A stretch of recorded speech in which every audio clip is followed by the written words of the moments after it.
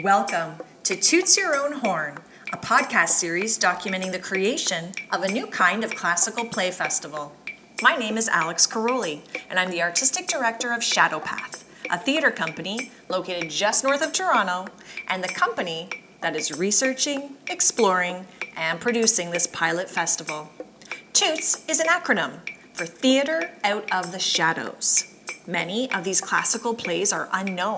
Some have been written as early as the 11th century. Why are they unknown? Because they are written by women. Many people think that there were no classical female playwrights. They certainly are not being discussed in schools or produced in major theaters.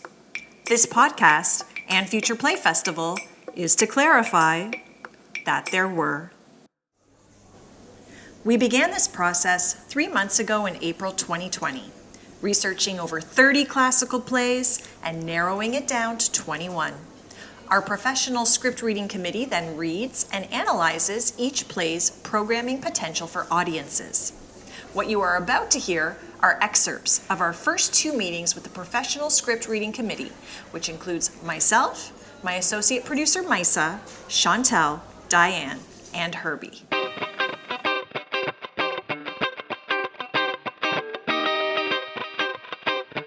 So Shadow Path received some funding from the Ontario Trillium Foundation.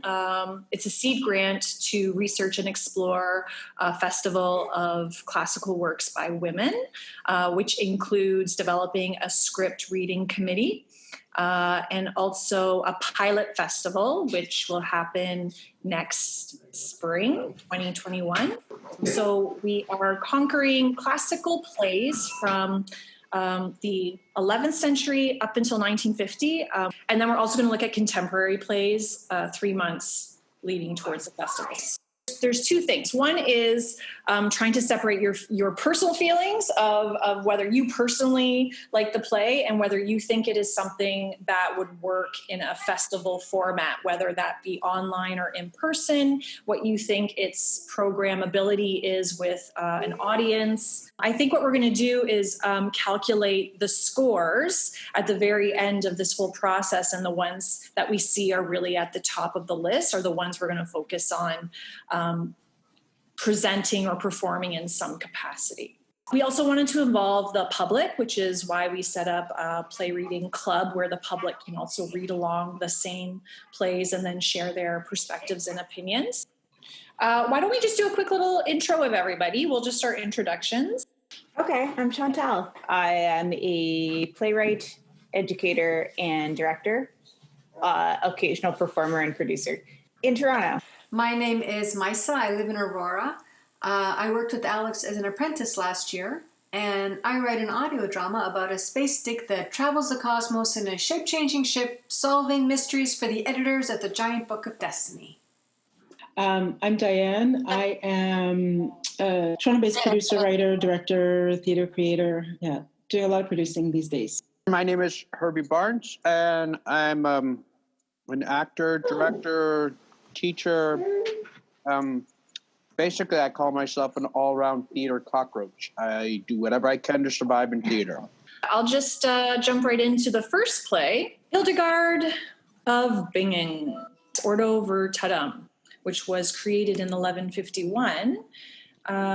What are thoughts and feelings about this? Who liked this? Who didn't like this? Maybe we'll just go around in a circle. I gave it a 4. 7. 6.5. 3. It was not my personal favorite. However, when I watched some of the video, I thought that the way that the music told the story, the passion of the story was really, really nice. I mean, and it's so simplistic. It reminded me of some of the sort of the church plays, like the 7 Stations of the Cross. I felt the same way. I felt it was more ceremony than theater.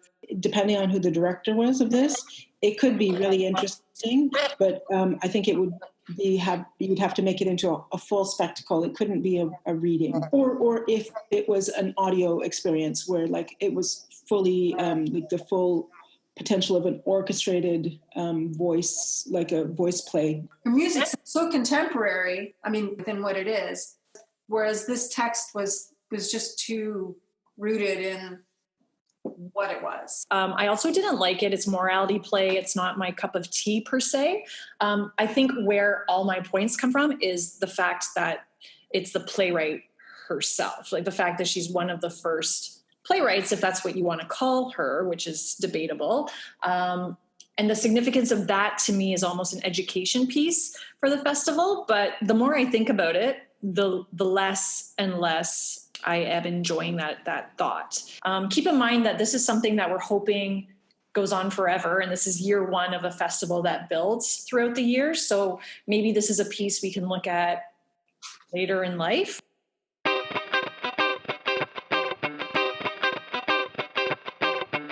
Okay, so the next play is The Convent of Pleasure, written in 1668 by Margaret Cavendish. I gave it a 5. 5. 7. 7, 8. I was really surprised by the violence in this piece and the relationships between men and women. It's just how stark those options were for the characters. I kind of was enjoying the woman stepping out and taking control, actually. So it's a different assessment. We have women doctors, we have women this, we have women that, we have women, like, they just had it all. Especially for the time it was written, I didn't think that women would rebel like that and say no. I like that they were fighting for that independence and to have a world that they created entirely for themselves. And then I hated the ending so much that the prince just got to come in and be like, and now I have the power and I'll let you do this. And this is what we will now do with everything. Like, that was very disappointing to me. Some of the things were just of the period that were unfortunate. I mean, which is just any period piece is going to have that, but their views on like the feelings of homosexuality that were so horrible, which is always, anything like that is going to be harder to swallow now, but that was of the time. Knowing that the piece was written in 1668 and how you could be arrested for homosexuality, how you could be killed, those kind of things make this a very incredibly powerful piece for this woman to be writing about. It was surprising to me that it was written so long ago and they were already talking about the same things that we are still talking about today. Carson McCullers, The Member of the Wedding, written in 1950. I gave this a 7.5. 5. 7. 7. I did like this. Frankie, I equated her with Scout and Bernice in Calpurnia and John Henry as Dill Harris. Like, this felt to me like To Kill a Mockingbird, and it was 15 years before To Kill a Mockingbird was written. There are names that will be triggering. There'll be terms that are triggering characters, but for me, I enjoyed that. I thought the exploration of Frankie was really interesting. Like, just that her feelings of isolation, in a very 1940s style, it was like gender nonconforming with her short hair and her tomboyishness, her resistance to being exactly what she should be, yet her intrigue into sort of both genders. Of course, there was a lot in there, especially with race, that can be definitely triggering. Honey's story was shockingly relevant. I don't think that it's necessarily telling us anything new today, but I think that it's a good piece. I have to say I had a bit of a hard time getting into this piece and getting into the play, and just the pace of it to begin with. I do feel like, echoing both of the comments before, it is very much of its time. And it does remind me a lot about almost like romanticizing Americana. For me, I'm not really interested in telling stories from that era. But then I started to care about the characters and this world of tragedy and celebration and realism and an intimate approach to character creation. It deals with belonging of this main character, Frankie, which is this universal, everlasting human desire. I loved her. She reminded me of Anne of Green Gables. That like the so full of energy, and everything was just so much drama. Every second was so much drama. And I was interested in the nature of sexual identification. They talk about Lee Mae Jenkins, who was a boy who turned into a girl. I thought that was very contemporary. I thought there was a lot of things that happened in this play behind you. Like the story wasn't about, I mean, it's obviously a story about racism, but it wasn't like front and center. It was behind. So it was like, this is life. This is life.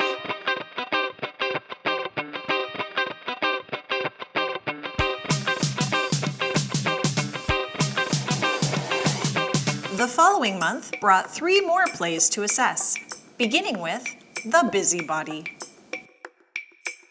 So this one is written by Susanna Centlivre, written in 1709, which is impressive to me. Maissa, why don't you kick it off?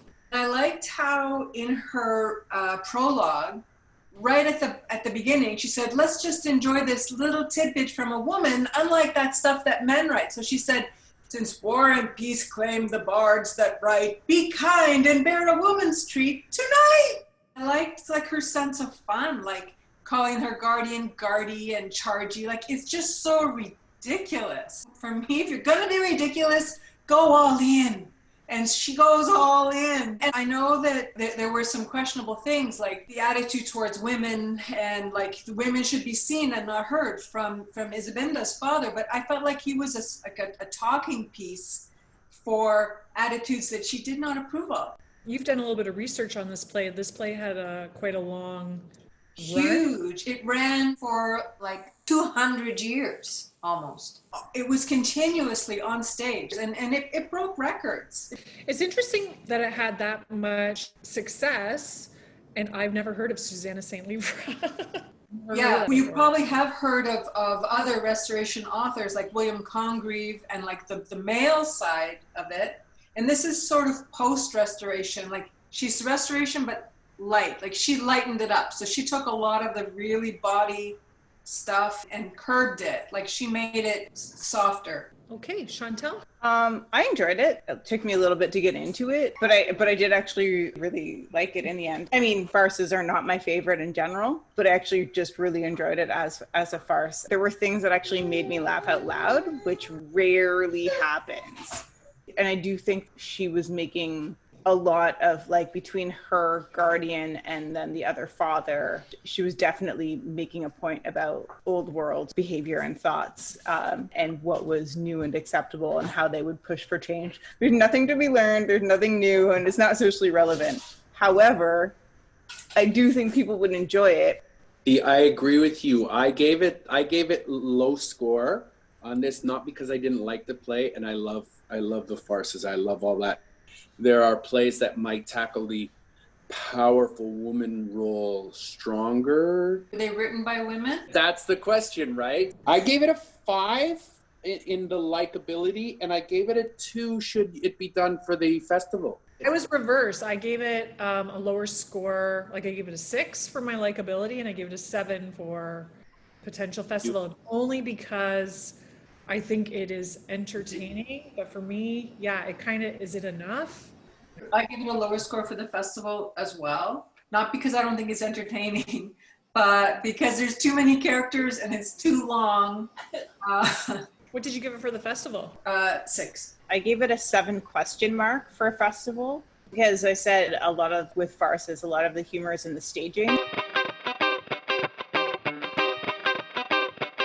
So just a few centuries later comes along Overtones. This was written in 1915. Alice Gerstenberg. I love the relationship of the women. I love the struggle, the personal struggle between the women, trying to impress each other, trying to outdo each other. I think the ideas are timeless. I would love to see the male version of this done, and all that goes on in my head every time I'm inadvertently competing with another male. On a scale of how much did you like the play, I put it down as a 7, and on a scale of should we consider for the festival, I put it down as a 7 again. I wanted to like this play more than I did. I enjoyed the talk the most, like the beginning between Harry and Hetty. I thought was really interesting. The idea of like that separating the parts of their lives and who owned what part. I thought that was really interesting, and like who the husband belonged to. As it got into the conversation with the friend, what I wrote was the characters are two-dimensional, even though its intent is the exact opposite. It's not the best way that it's been done, and it's not new. However, that idea of your inner voice and what you're hiding is for sure relatable. And I gave it a 5 for how I liked it, but I gave it an 8 for consider it for the festival. I liked it because of what it represents, in that it was the first time a playwright did this, where she put the id and the ego in bodies on stage. But I found the execution of it clunky.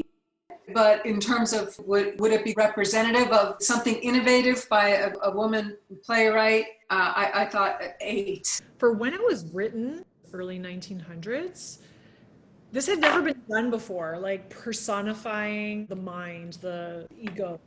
And other playwrights, very notable playwrights after Alice, Gerstenberg, used this technique and were credited. Eugene O'Neill. Yeah, Eugene O'Neill. I forget what the play is, but everyone thinks he came up with this cool concept. But in reality, Alice Gerstenberg had this play which personified the ego and our inner thoughts. And Freud had just started doing this, so she just jumped right on. I do like it. I think it's entertaining. I think it's short and sweet. I think it makes its point. I think it's very female focused.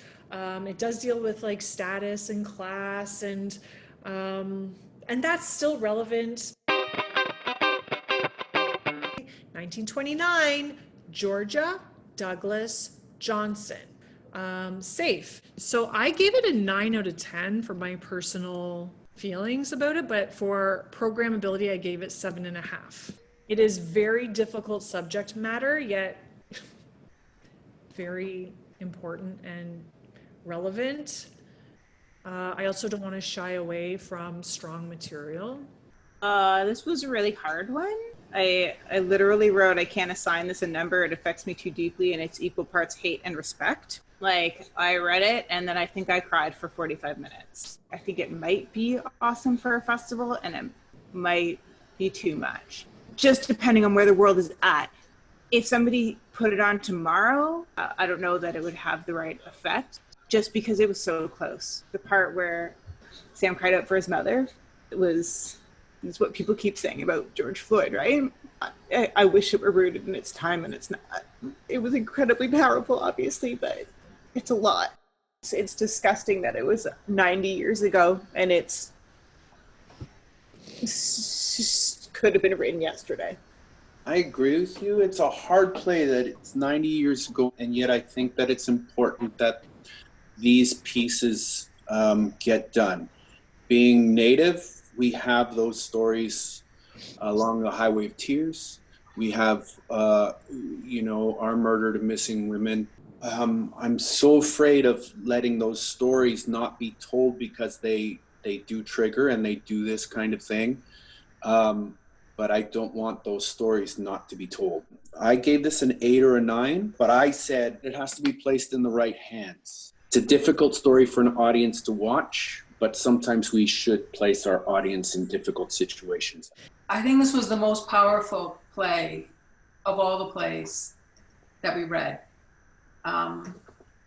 So I gave it a 9 both ways. It's stupidly relevant. The other thing about it, though, even before the lynching, when the mob was coming, they said, turn off the lights and close the curtains, because the only way to be safe in this society is to be hidden.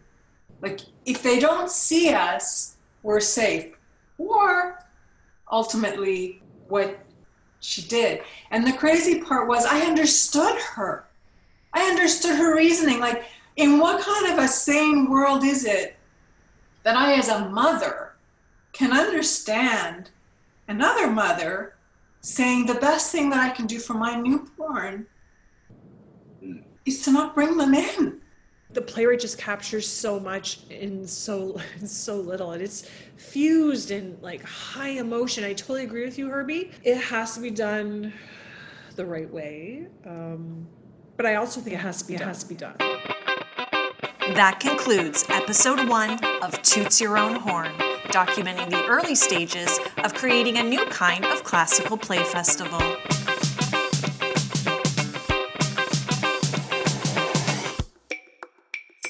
Next time, we'll define our broad definition of a classical play, demonstrate how we're supporting female artists beyond the playwrights, and explore how to engage the public in the exciting discovery of theater out of the shadows.